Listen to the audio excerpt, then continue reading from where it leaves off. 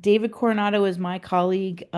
He's the director of Invention Education at the Lemelson Foundation. He's been at the foundation for almost 10 years. And he's been a real leader in bringing together lots of different stakeholder groups around invention education, defining the field, building the field. And it's my pleasure to work with him and be able to come in to all of the momentum that he's built and help to accelerate it further. My name's Katie Krummeck. I'm a program officer in invention education at the Lemelson Foundation. I've been at the foundation for about 18 months. This is my first job in philanthropy.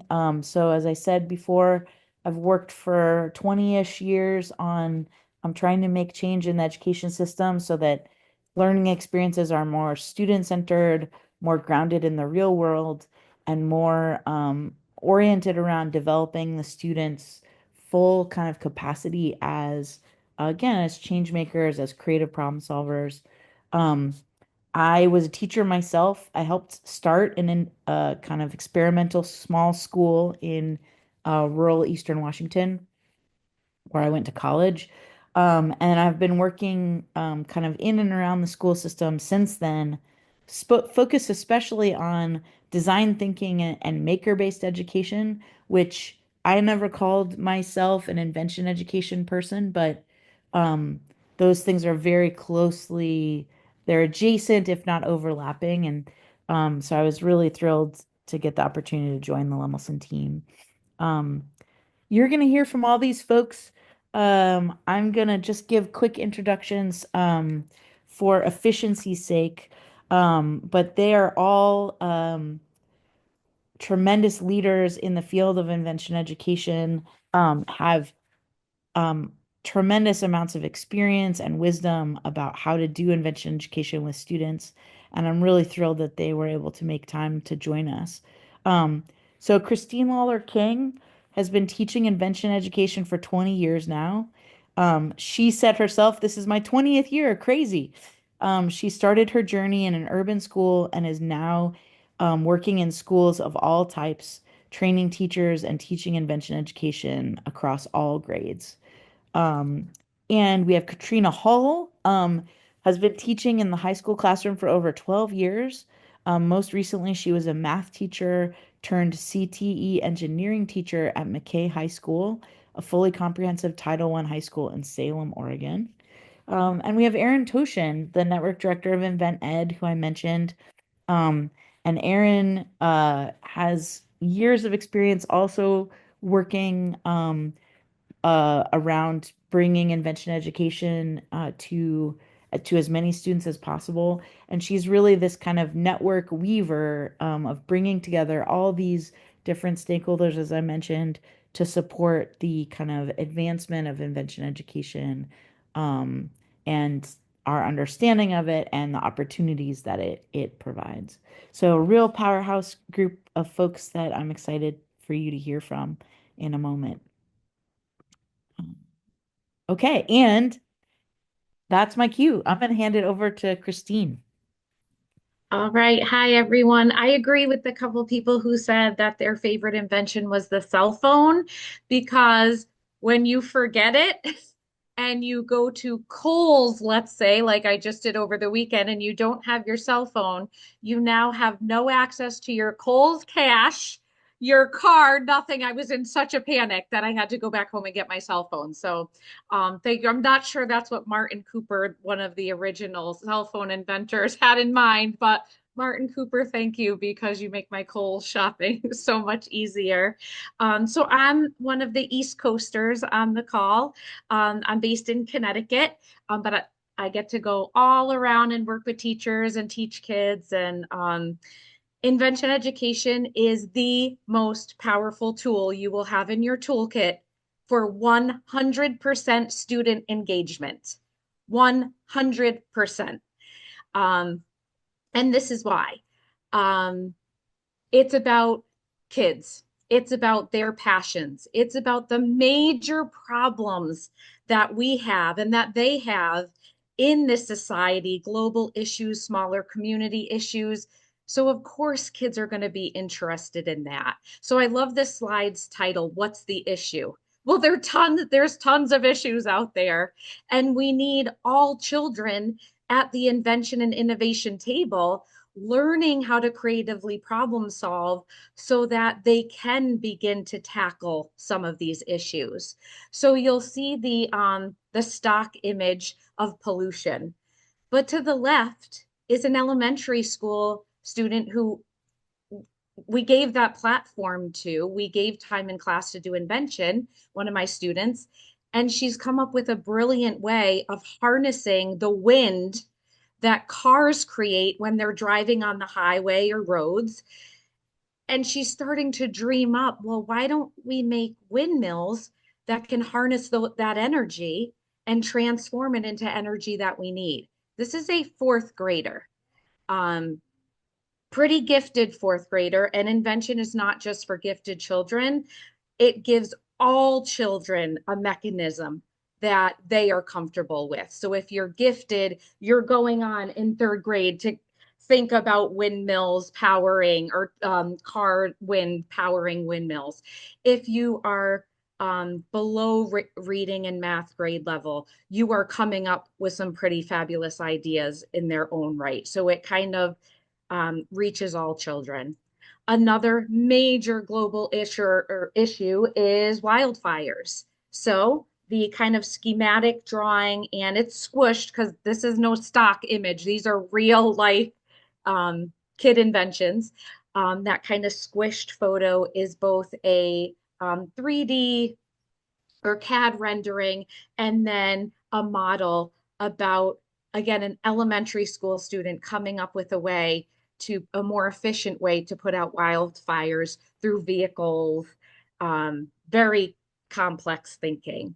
So we need our kids to have this space to creatively problem solve in order to solve these big issues of the future. But it doesn't have to be big issues to begin with. One of my favorite inventors from a student solves the age-old Halloween problem. You get to the porch and someone has dumped the candy bowl into their bag and you get none of the candy. One of my students came up with a brilliant way to counteract that. So it doesn't have to be big, global, amazing issues to start with. It can be simple problems that affect our students and affect their families and affect their community. That's how we get them engaged and that's how we hook them.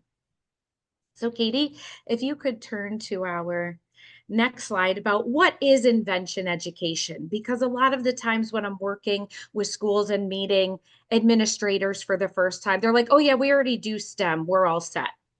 Well, invention education is STEM and more. The most unique differences between invention education and STEM, invention education includes that problem identification.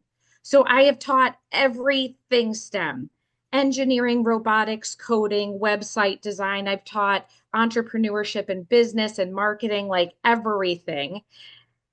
But with invention education, the kids are seeking out the problems. I'm not giving them the problem to solve through engineering. They're finding the problems either within a topic or within their own life or their community. They're finding those problems and choosing the ones to solve. Then, in order to solve the problem, they have to be able to come up with a new, novel, unique solution. So in engineering, you can build a bridge if you have to get over to the other island or another piece of land. In invention, you've got to find a solution that hasn't been done in order to solve that problem. So invention education, yes, it involves the engineering design process, but that process is actually bookended between at the beginning, that problem identification, and then the research to find out if your idea is new, novel, and unique, and figure out how to innovate on your original thinking. And then on the back end, it is covered in entrepreneurship because you've got it, you own that invention now, that unique idea. You've got to name that. You've got to draw a logo. You have to do a tagline. You're creating your own business. So it's the engineering design process and it's STEM, but it's plus all of that with so many things that kids get into. Quickly, just about some of these pictures. Again, these are real life kid inventors. The girls on the top with their Oakland A's jerseys on, they um, they help out a summer camp, and they always play t-ball with the kids. But if you've ever played t-ball, you know either you knock over the t-ball during the swing, or you get the ball set up straight and then it falls off anyways before you even have a chance. So they came up with, I would say, 5 different innovations on the tee, using their own experiences. The magazine article, this young inventor was left outside at school in the rain, unable to get to his mom because his cell phone died after soccer practice got cut short, and everyone kind of scattered and left him there. I think that's a lawsuit, but they didn't sue.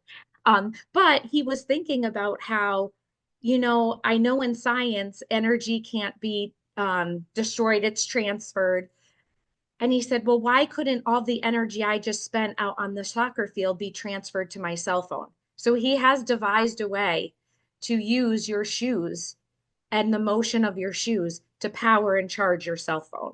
And this has led him to become, this was a couple of years now, a Nickelodeon Time Magazine Kid of the Year finalist. And then the bottom picture, again, just more opportunities that our young inventors get. These two amazing inventors have been on every local news channel, so much media attention. And then they got to present or speak as a part of a panel at the convening, which you'll hear more about. So there's no better pedagogy in your classroom that A, is going to get students excited and engaged, and B, give them opportunities outside of the classroom. So we have STEM, we have invention education. Again, STEM is just such a small part of invention education. So you're able to attract in more kids. Like when I would say, hey kids, I'm going to do a STEM after school club. Who wants to join me? And kids would be like, don't make eye contact, don't make eye contact. But then I'd have the future scientist, the math whiz, and I would keep thinking, those are the kids that they're doing this anyways. I want these new kids that don't even know that they're amazing scientists and engineers and mathematicians. So whenever I would say, okay, we're going to do a club on invention education, problem solving, solving problems in our own life, then you get a few more kids that aren't your typical science or typical STEM kids, because invention education doesn't just involve STEM or STEAM. It's going to involve so much more because, again, it's based on your students' passions. So it brings in sports. Those girls had a love of softball and teaching kids about t-ball. That became their invention. Another one of my inventors, he loves flag football. So he came up with a way to keep flag football players' hands warm so they can catch the ball, and did tons of research on that and tested his invention. So they're bringing in things that kids love, like sports, like whatever else, skibbity toilet or whatever else they're into these days, all these terrible words they're saying. But it brings in the arts, it brings in the environmental sciences, it brings in intellectual property as they learn. I own this idea. Like, this is super cool. I came up with this and maybe no one else has. So they start to learn about intellectual property as well. And here's just an example of how I started teaching STEM, and we were doing a super cool activity about, could our city support an amusement park? So we were using all the STEM skills. There were so many STEM activities as a part of this unit. And then as I was trained in invention education, I started to look at all of my units to see how could I infuse some invention. So we still did the great STEM lesson that they loved, but then we said, okay, now it's invention time. What problems have you faced or your family faced or friends when you're at the amusement park, a fair, a zoo, what have you? And then we're going to come up with some original solutions. And actually, one of my students is presenting his work shortly at an event because he's come up with a way. Disney is not going to like this, but he has come up with a way so that you're not constantly buying like those $20 drinks for all of your children. He's come up with a way to house two drinks in the one cup with two straws, even of differing temperatures. So if your sister wants hot chocolate and you want Sprite, this cup handles that. So we're solving kind of real world problems um, when we use the lens of STEM, but then incorporate some invention into that as well. So when can you do this? Because this is how I got into it. I was voluntold to go to a professional development on invention. And I sat there going, I'm a tested science teacher. Everyone is looking over the standardized testing scores of my children, and I'm getting evaluated on that. When can I do this? Um, and the answer is however you want and whatever time you have available. So you can do this, and I've done all of these. So you can do this as a unit, a 2 to 4 week unit. You can do Invention Friday, which is how I incorporated it in to my tested science class. Every Friday, regardless of the topic we were on, we stopped and we worked on our inventions and our passion projects. And honestly, I had more um, attend a greater attendance on Friday than any other day of the week. I wonder why. The kids were super engaged. After school clubs are amazing. So did this as after school. You can embed invention and innovation into the topics you're teaching. You can do this as a homework or an enrichment project. And some people are like, my kids never do homework. Mine didn't either. Yet they always did their invention project or invention activities at home. Because again, super engaged. It's a different mindset that they get when they start to become inventors. You can do an invention activity right before break. You're exhausted. The kids are exhausted. If you give them a quick invention activity to do before break, they're totally engaged, they're totally working, and then you can sit and correct what you have to get corrected so you don't have to bring it home from break. It was so enlightening when I started to do that. So there's just so many different iterations and ways that you can incorporate invention education into your day and packed the very packed and overwhelmed day, I'm sure. And then Katie just asked me for a story of impact, which there are so many. But on the left, you will see the statistics for the school that I got my start in, my invention education journey, where it started. Um, Inner city school, the statistics were not good. Lots of truancy, lots of violence. Kids didn't want to come to that school. Teachers did not want to teach there. It was a pretty bleak outlook. Then again, I get voluntold to go learn about invention. I'm on the way home, like practically crying because there was an event at the end of this. And I'm like, the kids don't even come to school. They're below math and reading. How are we? I am no engineering teacher. I'm just a science teacher. And then, long behold, in implementing this and giving them that platform to solve problems they cared about using STEM, we were winning awards at these expos. We were featured on the news for the first time ever without it being, and there was violence, and there was this horrible thing that happened at the school. We were finally being showcased as a strong academic school, and the kids were winning awards because of academics. So that's like my favorite story of impact. And that's what kind of keeps driving me to give every single child this opportunity because it will change their life and it will change your teaching as well and your outlook on transdisciplinary learning because it is possible to do that even in a tested science class.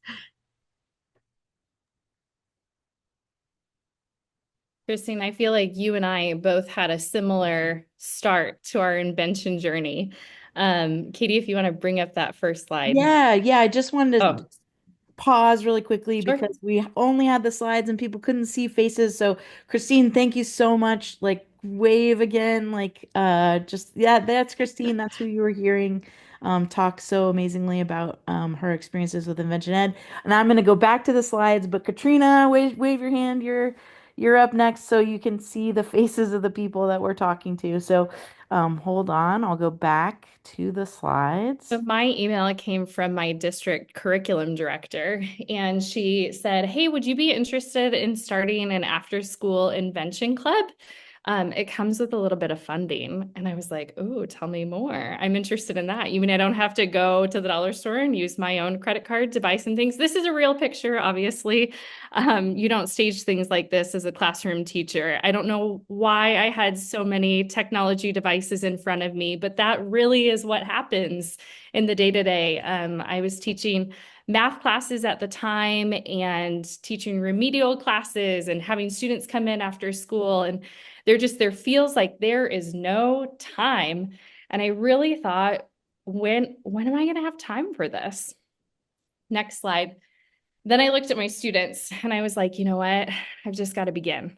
I can learn. I love learning. I don't have to have this figured out. I've been told that inventors solve problems. And as a classroom teacher, that's what I do. I solve problems. I can do this.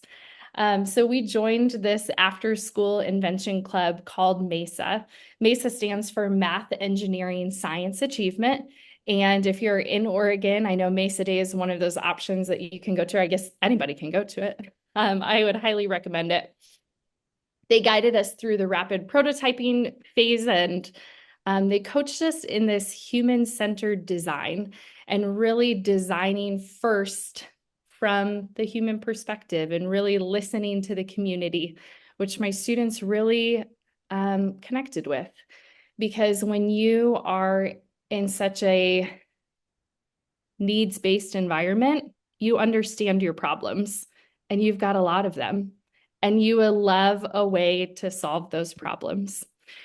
So at one of these MESA demo days, I had 4 students, next slide here, that were invited to compete in Portland State University's Clean Tech Challenge. And we were like, well, let's do it. I mean, I don't know what I'm doing, but we've made it this far. That sounds exciting. Juan Barraza, for those of you that know the Oregon ecosystem, he's now the ED for the Latino Funders Network. And he said, "Hey, Katrina, I'd love to have your students participate." And I once again asked myself, do I have time to say yes? I know this is going to take time if I want to do it right. But these high school students, they were all in. They were totally bought into their invention and they wanted to show up for it. So these high school students went up against college students. They not only competed, they advanced to the finals. We were over the moon excited. Making it to the finals meant that the students were given $2,500 to make their idea a reality, which is a lot of money, especially if you're one of the 2,300 students in the high school where 86% of the students qualify and receive free or reduced lunch. 26 different languages were spoken at McKay High School, and the majority of the students will be first-generation college students.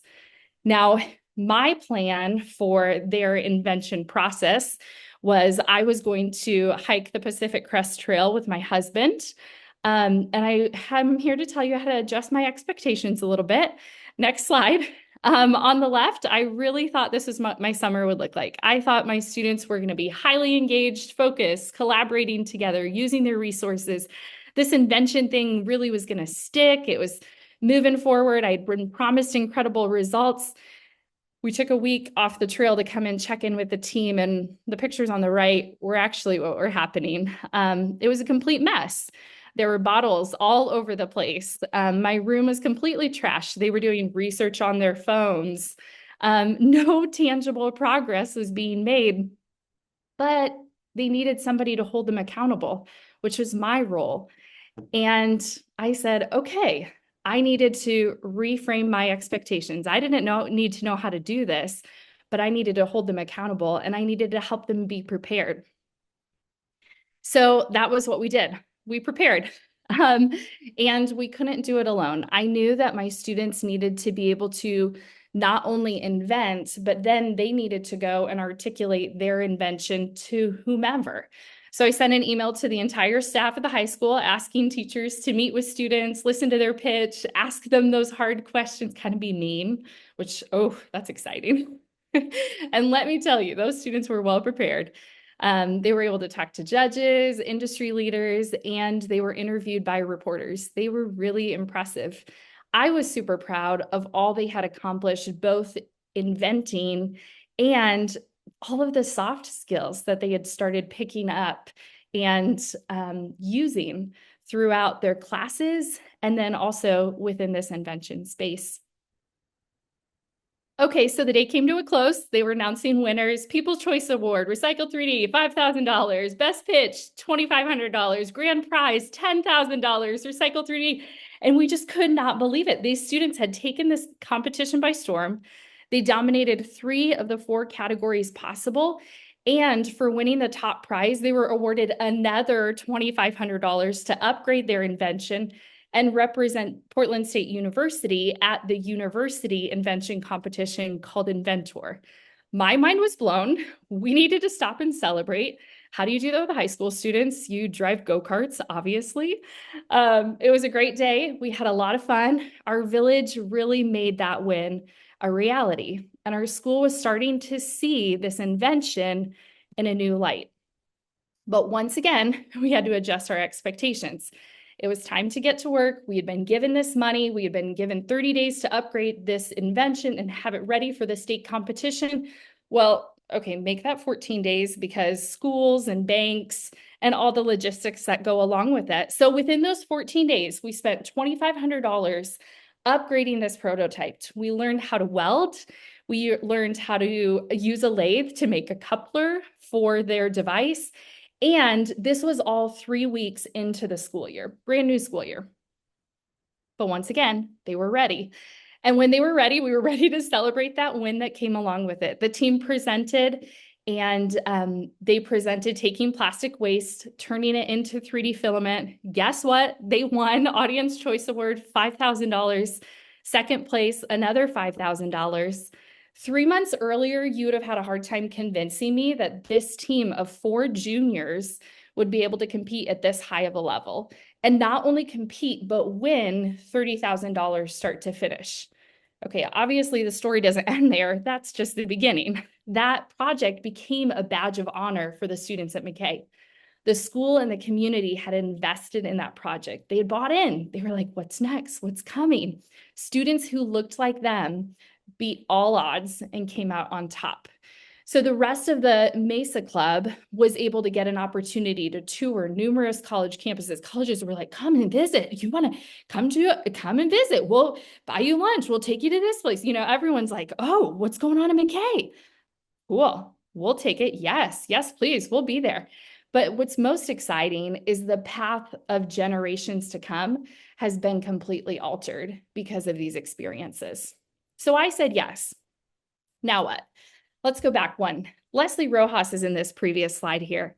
And she approached me after geometry class and shared that Mrs. Hull, it was really exciting to see this team from her school doing so well, but she asked me directly, what opportunity do you have for me? Whoa. So after some research, I went back to her class and I said, okay, kiddos, who wants to go to MIT? I heard about this Lemelson-MIT InvenTeams program, and I thought we could try and apply and see where it might take us. Well, fast forward a few months after that, these students were awarded the opportunity to work over the summer, researching to submit a final application. That's exciting. Now, something was still bothering me. We had this after school MESA chapter. We had an invent team, but the invention opportunities were still only available through these after school programs. That meant that not everyone could join because they were responsible for younger siblings or had a job to help provide for their family. Next slide. We had an engineering program at our school that had about 40-ish students applying to be a part of the program each year. not worth holding on to if you're not serving the 2,300 students in the school. So I agreed to take on 2 sections of Intro to Engineering with the caveat that they could be taught through an invention lens, and I could decide what that looked like. The classes were maxed out for the next year, 40 plus students in each, but my classroom space was not ready. My brain was not ready. The students were coming whether I was ready or not. Invention work is messy. Let's go back to this picture. I really want to talk about these for a second. I like to show these as a clear reality check for administrators, district leaders, and classroom teachers. Walking into an invention space is going to be full of life and creativity that without training may seem loud and really messy. Okay, I prefer buzzing with energy. Maybe you're given a new classroom to invent in like I was. That's the smallest in the entire building, no windows, no storage, and you've been asked to turn it into both a math classroom, a CTE space, and an after-school club. It is possible if you have an inventor's mindset. If something doesn't exist, you make it. You solve problems for yourself. You solve problems for your community. So this was a wild 2 years. This momentum continued. The following year, there were over 300 students that signed up for this engineering pathway that we had created. I transitioned out of the math classroom to full-time CTE to serve these students. We adjusted construction plans with our new bond for new CTE space to include new engineering space. We began working with universities to make an easier step for students between high school and college. Engineering programs were telling me across the state they didn't need students coming in with engineering skills. They actually needed students willing to dig into real life problems that were comfortable failing forward, which is what invention is. Next slide. I think back to the beginning. Yes was the only option for me. In this picture, I have students from my InvenTeams, my Lemelson-MIT InvenTeams team working after school. I have students from my engineering classes working after school and students from my MESA chapter working after school, all volunteer, not on a club day, just a day after school because they couldn't get enough invention. True, the way that I went about it took much more time. It was super fast. We leveled up real fast. It was messy. We had to rely on our village. I had to build out a network. I had to ask for so much help. I had no clue where to get started, but now I know you get started just one mess at a time with a lot of learning throughout. So I'm here to tell you, you have to say yes. And I'm excited for what your yes will mean for your students. Thanks. Amazing. Amazing. Thank you so much, Katrina. So this is Katie again. As I mentioned, I have been a practitioner in the field as well. And while I wasn't calling what I was doing invention education, it has very similar, if not the same kind of bones to it. I'm actually a practitioner in human-centered design, as Katrina mentioned, and it was really fun looking in Katrina's photos. I believe that the exercise that you did with Oregon Mesa was one that I designed when I was at the Stanford D School, and has now been disseminated to many, many people, nationally and internationally, which is a kind of 90-minute redesign, the morning routine to help kids get a sense of what the invention process or the design process is. So I have been in Oregon for about 8 years, but before that, lived for 3 years in Dallas, Texas, was working at SMU and at the university and helping to do a kind of K-12 outreach program around design and maker education. And one of our partner schools was Solar Prep Elementary School. It's a choice school, so Dallas has a model where teachers can come together, kind of like a charter school, but it's more closely embedded in the district, and they can propose a school model, and then students from all over the district can come. Solar Prep was is an all girls school, but public school drawing from all over Dallas, independent school district, and they wanted to do a design thinking project, and so I worked closely with an administrator and some teachers. And I was asking them, do you have problems around your school that you just have a really hard time dealing with? And they said, they immediately said, yes, the lost and found. So we tasked this group of third graders with redesigning the lost and found system at their school. And you can see here they are, they've got gloves on. They're going through the inventory of lost and found and trying to get a sense of what gets left behind, gets lost. So they're doing kind of in-person research, and then they also did a bunch of interviews with the custodial staff and the administrators and teachers and students and parents to really understand what was going on with the lost and found from a holistic perspective. Um, you can see them then taking their research and synthesizing it and then coming up with solutions to this problem. So, the thing I love about this picture is that they're clearly working together in teams to make sense of this data. They came up with a solution and they actually sent a survey out to families. And so here they are analyzing the survey data that they got back, which was feedback about their idea. And I wasn't here for this, but apparently during this session, one of the students turned to the teacher and said, "Is this what a meeting is?" And the teacher was like, "Well, some meetings are like this." But you can see again how they're really engaged in this real world problem solving, using technology and data collection tools, working as a team. And you can also see they're leaning in, right? They're so excited to get this survey data back about their idea. Um, and they eventually came up with a solution where they would, in their makerspace, create these iron-on names that the school would issue to every student at the beginning of the year. And then during recess, they volunteered once a week. They would go through the lost and found and then redistribute the items that had been lost based on the name tags that were ironed into the shirts. The other thing I love about this story is that, they were going to become fourth graders, obviously, and then fifth graders and move on. And so they started also talking about, their succession plan, like who was going to take on this responsibility of redistributing the lost and found once they were no longer at the school. So many real world skills, mindsets, um, creative problem solving that came into this project.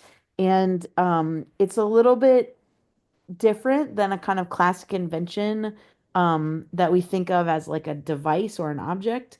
It's much more of a kind of solution around a process, and I think it demonstrates exactly the kind of learning that we want to see for students, and that students, even at a relatively young age, can participate in real world solutions and making the world a better place. So I just was excited to share that story as well.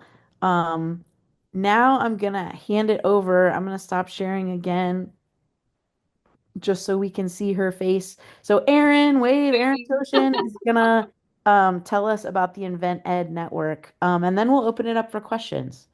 I Um, will keep my talking points really short with all that sort of amazing context in mind about invention education. I just want to share um, few words about InventEd, which is the national network for invention education. We are, as Katie sort of described at the top of the hour, we are a diverse community across K-12 that includes classroom teachers, out-of-school time program providers, researchers in higher education, folks in private sector and government. We convene through webinars like this. We do committee work together. We have informal meetings. I'll talk about this on the next slide. We also have our network-wide convening, which again is going to be held in Portland, Oregon, later this year, November 3rd through the 5th. That is a conference that's held every 18 months that brings together the community of practice for invention education to share what has been learned over the last 18 months and to think ahead what's coming next for invention education. InvenEd also works to build awareness for the field of invention education. InvenEd is an initiative that is a part of the Lemelson Foundation and launched about 6 years ago with a small meeting, and it has grown progressively like ever since that time, and that is because of the awareness building that we've been doing and more folks like you who have gotten interested in invention education and have decided to sort of plug in and try it out and get engaged and attend a webinar or attend the convening eventually. So we see sort of continued growth in invention education. We also work to mobilize action in the community to advance the big topics for the field. This is a community of practice that likes to network. Everyone's passionate about invention education. And so we've had working groups come together who have created open source survey tools, white papers, advocacy resources, and more. Next slide, please. So the convening, happening later this fall. Our theme this year is sparking bold solutions together. And, as I sort of mentioned, it really does bring together the breadth and depth of this network to learn from one another, to find new partnerships, to work collectively to advance this field. It's also an event where we dig in and do some work together, where we tackle sort of what are some big questions that we have for invention education? What challenges are we seeing? And how can we collectively work on that? It is an exciting 3-day jam-packed event. I encourage you to check out the website. I have it here at the bottom. We can send it to you later as well to learn a little bit more. I can give you a sneak preview. Just this morning, we were doing the selections for the breakout presentations for this year. And I can say that it's a really, nice, diverse selection of teacher presentations, programs presenting, and research that's been accomplished over the last, 12 to 18 months. So we have some really interesting topics sort of teed up for the convening later this year. And then last slide. So if you're kind of feeling like, I'm not sure I want to like dig into 3 full days of invention education nonstop, I encourage you to go over to InvenEd's website, inventioneducation.org, just to learn more. It's where you can find project activities. It's where you can find advocacy resources. You can read testimonials and student stories. At minimum, I encourage you to sign up for the newsletter. It really does represent sort of what's going on in the invention education space, upcoming opportunities, and sort of food for thought, like new papers that have come out, new like curriculum that someone wants to share. So it's a good way to sort of like dip your toe into seeing, who's doing what sort of in invention education. I've included my email address here. Please don't hesitate to reach out to me if you have any questions about InvenEd, about the convening. If you just want to sort of, see if you can get connected to anyone in the network, I encourage you, please feel free to reach out to me.